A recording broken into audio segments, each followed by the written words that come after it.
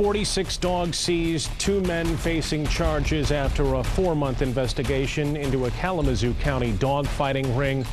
Tonight we have team coverage of this story as we dig into the investigation itself and how a national group helped bring this dogfighting ring down. We begin with 24-hour News 8 Steve Kzoo live near Kalamazoo with more on this bust. Steve. Good evening, Brian. It's being called the largest ever bust for dogfighting here in Kalamazoo. Tonight, 2 men face multiple felony charges, and rescuers hope they can save as many pets as possible. This video was shot by the Humane Society of the United States on Friday. Along with Kalamazoo Animal Control, they seized 32 dogs from a house on KL Avenue. Notice the heavy chains. The chains varied in weight. Most of the chains were like large logging chains. Again, more weight on them to make them their necks stronger and things like that. You say you never suspected a thing down there? Never would have guessed it. Never would have guessed it. Ken Stone says he heard the dogs barking over at his neighbor's place, but he had no idea that these dogs were being bred to fight right next door.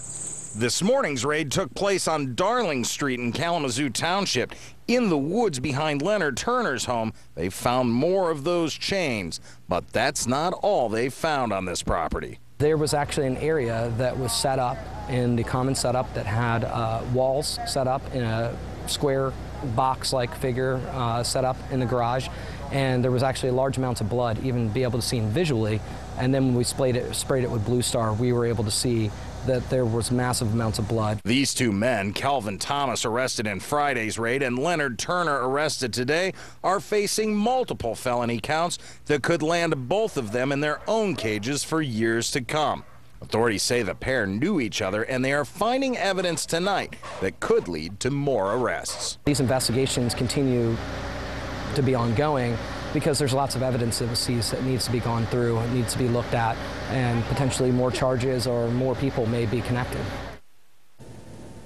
Now, all 46 of those dogs have been taken to an undisclosed location by the Humane Society of the United States. The group is optimistic that most of those dogs can eventually find homes.